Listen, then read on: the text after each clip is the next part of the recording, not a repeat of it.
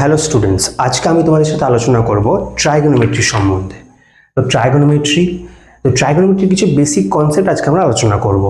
তো ট্রাইগোনোমেট্রি যেখানে অ্যাকচুয়ালি আমরা কি করি, আমরা triangle, specially right angle triangle নিয়ে কাজ করি।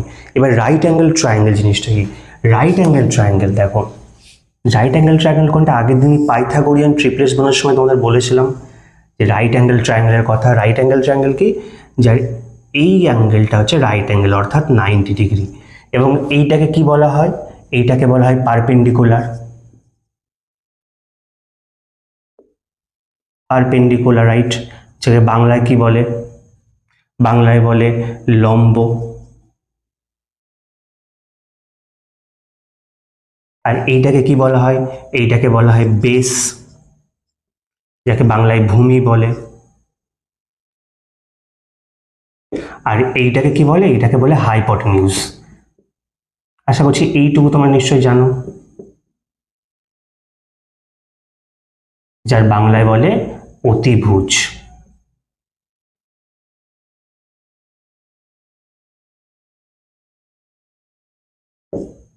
ঠিক আছে, অতিভুজ। তো এইটা হচ্ছে পারপেন্ডিকুলার, যেটাকে সংক্ষেপে পিও বলতে পারো।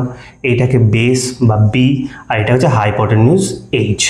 এটা কিন্তু তোমাদের পাইথাগোরিয়ান ট্রিপলেট করার সময় বলেছিলাম যে এমন দুটো নাম্বার হবে যাতে দুটো স্কোয়ার করে থার্ডের রেজাল্টের স্কোয়ারের সমান হবে। এখানে পাইথাগোরাস এইটা নিয়ে একটা সূত্র বলেছিল যে কি, পারপেন্ডিকুলার স্কোয়ার প্লাস বেসের স্কোয়ার ইজ ইকাল টু হাইপোটেনিউজের স্কোয়ার। এইটা থেকে কিন্তু পাইথাগোরিয়ান ট্রিপলেটটা এসেছিল। এইটাও কিন্তু ট্রাইগোনোমেট্রিতে আমরা কাজ করি, মেনলি কিন্তু এইটা দিয়েই কাজ করে ট্রাইগোনোমেট্রি। তো আমরা এবার ট্রাইগোনোমেট্রিতে মেনলি যে জিনিসগুলো দেখব সেগুলো হচ্ছে sine theta, cos theta, tan theta,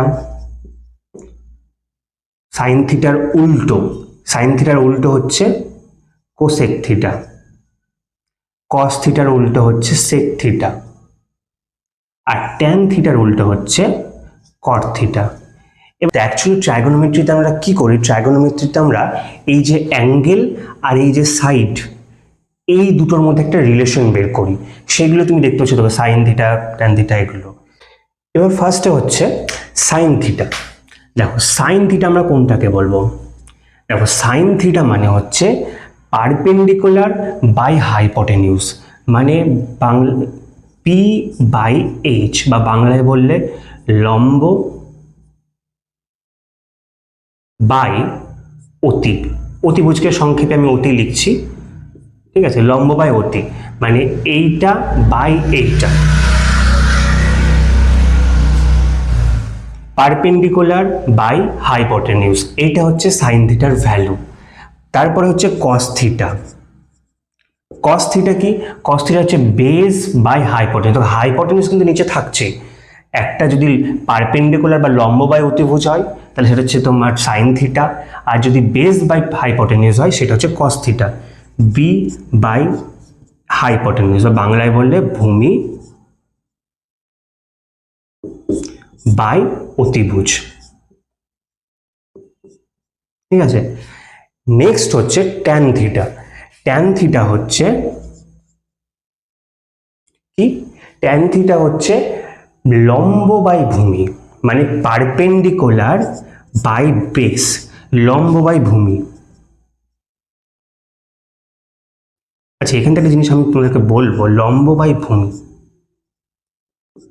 এবার দেখো একটা জিনিস ভালো করে লক্ষ্য করবে যে আমি দুটোকেই যদি হাইপোটেনিউজে ভাগ করে দিই, পারপেন্ডিকুলারকেও যদি হাইপোটেনিউজে ভাগ করি, বেসকেও যদি হাইপোটেনিউজে ভাগ করি, মানে এখানেও যদি আমি অতিভুজ লিখি ভাগ করে, আর এখানেও যদি অতিভুজ লিখি, এটা কি করে পেলাম? অ্যাকচুয়ালি আমরা নিয়ে নিলাম। কারণটা কি? তুমি দেখো, যদি আমি এইটা যদি আমি সাইডে নিয়ে যাই, এটা কি হচ্ছে? P by H by B by H, এরকম আছে তো?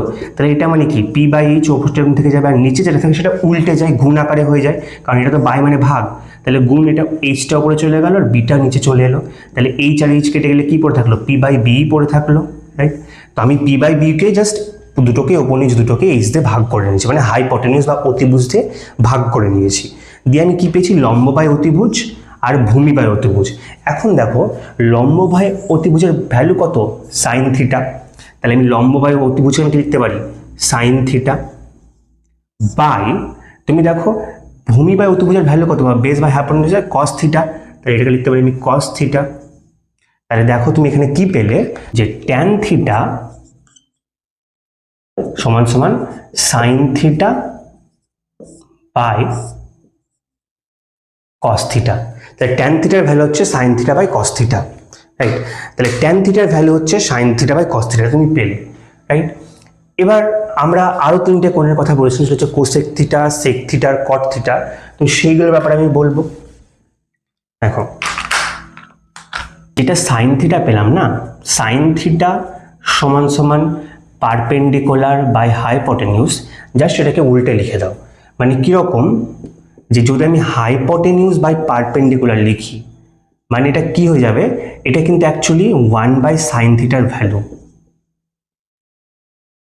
মানে কিরকম দেখো, সাইন থিটার ভ্যালু যদি আমি এখানে বসাই পারপেন্ডিকুলার বাই হাইপোটেনিউসটা কিরকম হয়ে যায় 1/p/h, তাহলে এটাও তাই 1 × h/p, মানে h/p হাইপোটেনিউস বাই পারপেন্ডিকুলার হয়ে যাচ্ছে।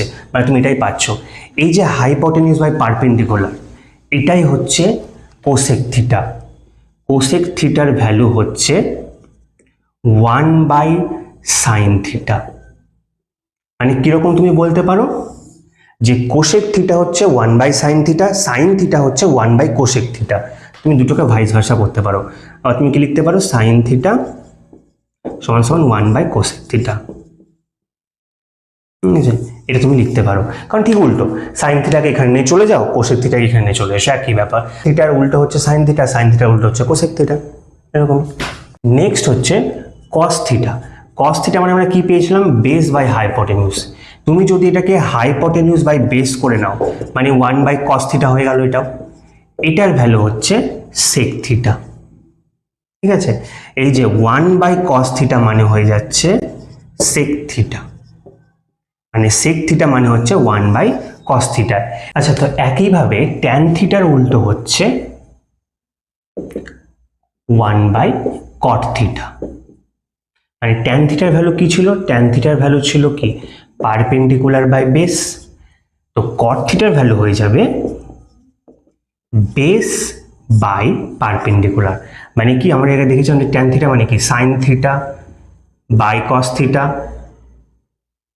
তো একইভাবে কট থিটার ভ্যালু কি হয়ে যাবে, কট থিটার ভ্যালু হয়ে যাবে কস থিটাটা উপরে চলে যাবে আর সাইন থিটাটা নিচে চলে আসবে।